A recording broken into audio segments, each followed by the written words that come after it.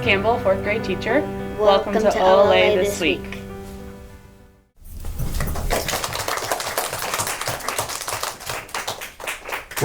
Well, Colonel Moore, welcome back to familiar territory. Very familiar territory. Very excited to be back in the 4th grade this morning for another edition of OLA This Week.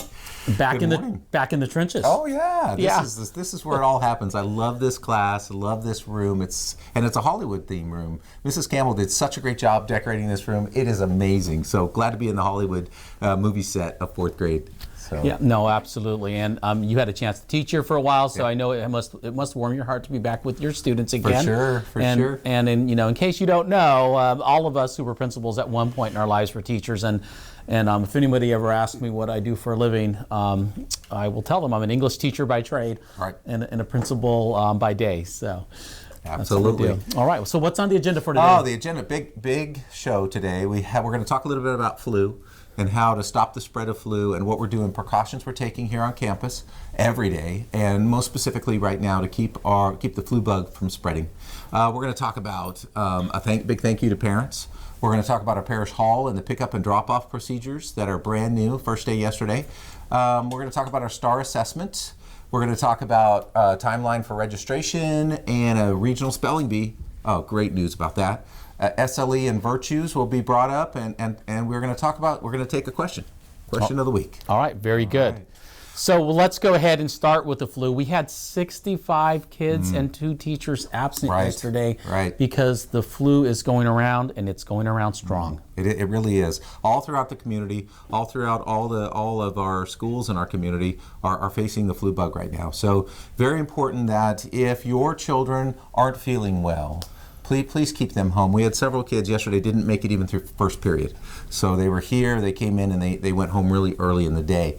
So we'd ask if they're not feeling well in the morning, please keep them home. And if they do have the flu and they have a fever, we want to remind parents that wait 24 hours, okay? After the fever subsides, please wait additional 24 hours before you bring your children to school, just to be safe that we're not spreading the flu virus around school.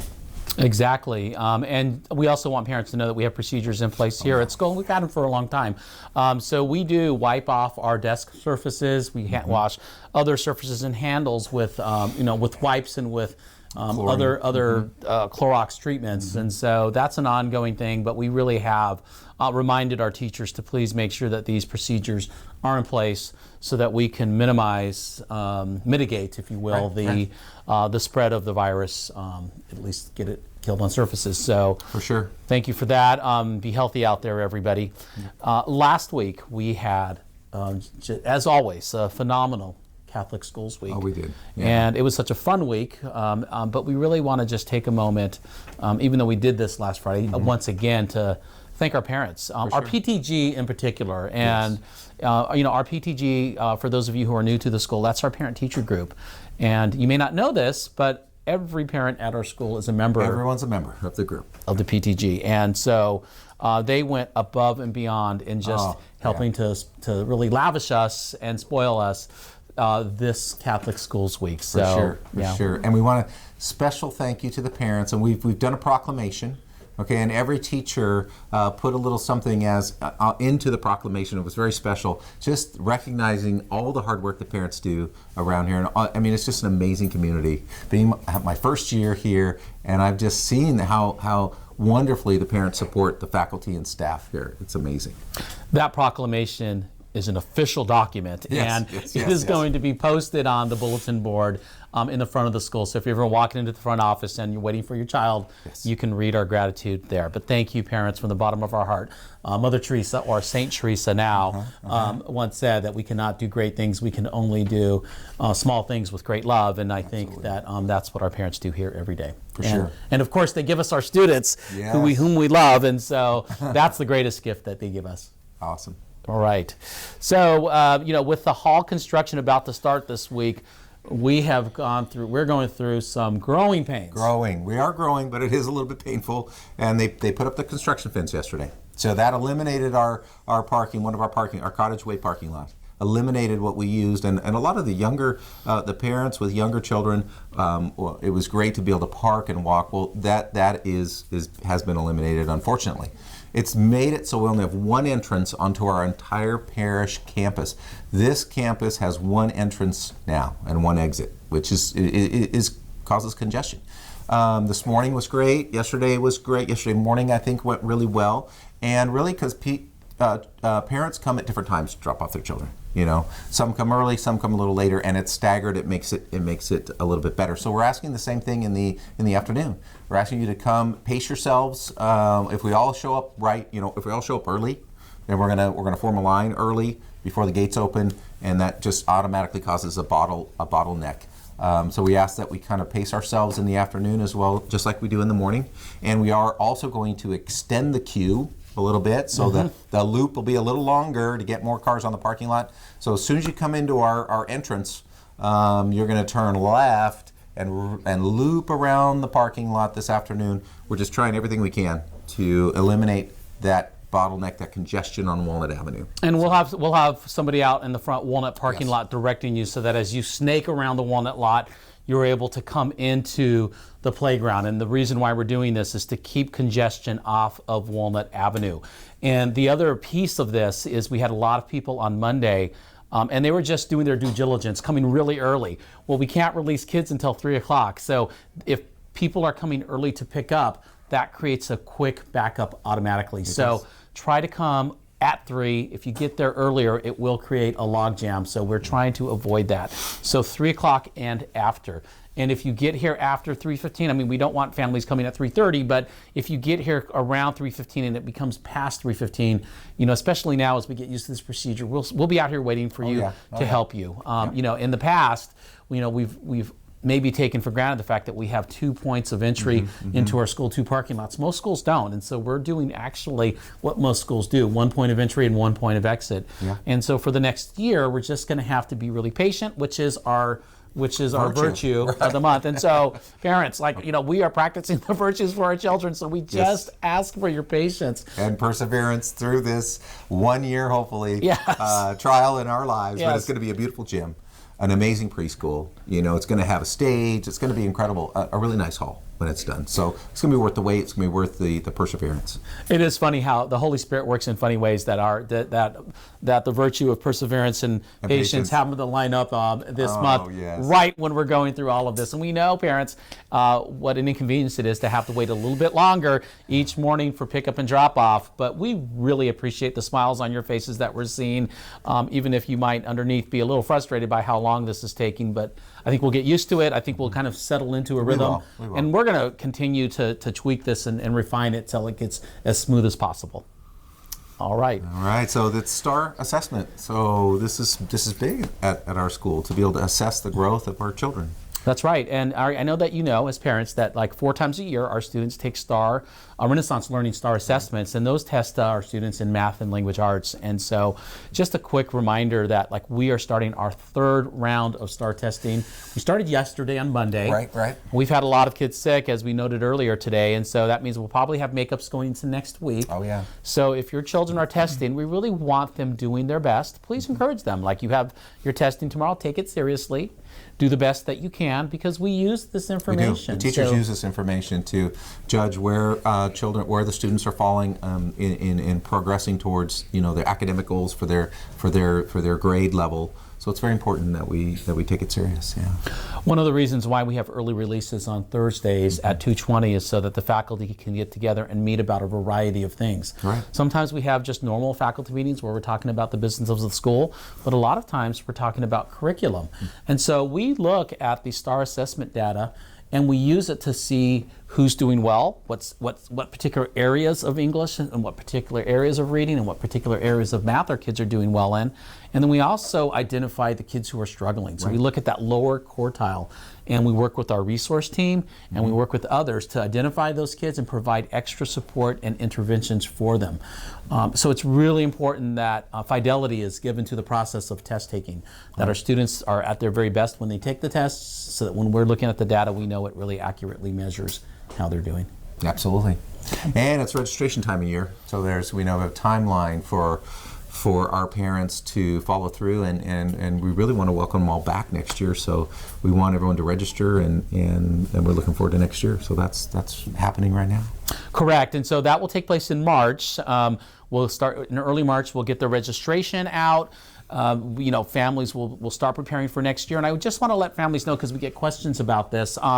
We'll have the registration in March. The tuition will hopefully come out by the end of March. We would like to be able to announce to our families what next year's tuition is, but that'll be after registration packets are already out. So please just be patient and know that we'll get the tuition out sometime after registration. There's nothing we can do about that. The information that we need to be able to start budgeting for the next year, that doesn't come out until the end of January, and so it takes us a little while to get the budgets done and to get them approved through our Parish Finance Council and through the Catholic School Department. So it's kind of a long process, and it's one that involves a lot of people. So we'll have tuition rates to everybody in later March. We'll get registration in early March. And then I know in the past, we've been kind of inconsistent with how we send out our tuition assistance. And so if families don't know, they can apply for tuition assistance for the next school year. And so just want everybody to know that part of our timeline, and you'll see this in writing in the next week, is we're going to have tuition applications for tuition assistance through fax. It's an online program that will start in March as well. Awesome. And then there's one more aspect of registration that we just want to remind parents about. We have 2 rates of tuition at our school. There's the rate of tuition for Catholics who are parishioners here, and there's the rate of tuition for those who, we call it the standard rate, for those who are not Catholic or are not parishioners here. And I want to take just a moment to explain the difference and why we do that. The reason why, Colonel Moore, we have 2 rates of tuition is because those of our families who are members of the parish, who go to Mass regularly and who support the parish with their time, talent, and treasure, show good stewardship. They give a lot to our parish. They support our parish, and so in honor of that, we give them a discount on their tuition. Absolutely. And it's a nice way to support the parish financially, get a good tax break in doing that, but then also have a lower rate of tuition here. So if you're a parishioner and you've given your time, talent, and treasure to the parish, then we will then that tuition status is granted. But we just want to remind everybody that, sometime around March, we'll be checking to see if the support was given. And if you have questions about what qualifies for support, we have that in our handbook, which you'll find on our website. So we just want to make sure that you're meeting the requirements to be classified as a parishioner to receive that discount. And this is just a friendly reminder that we're going to start looking at that in March. Awesome. We've got great news. What's that? One of our students made the regional spelling bee, which is going to take place in March 10th at Golden One Center downtown. That is so exciting. That student is Lexi Mauricio in 6th grade, right? It is. She's a 6th grader. She's doing really well in the spelling bee, and she's going to be downtown at the Golden One Center on March 10th in the regional spelling bee representing our school. So we're excited for her, wishing her all the luck.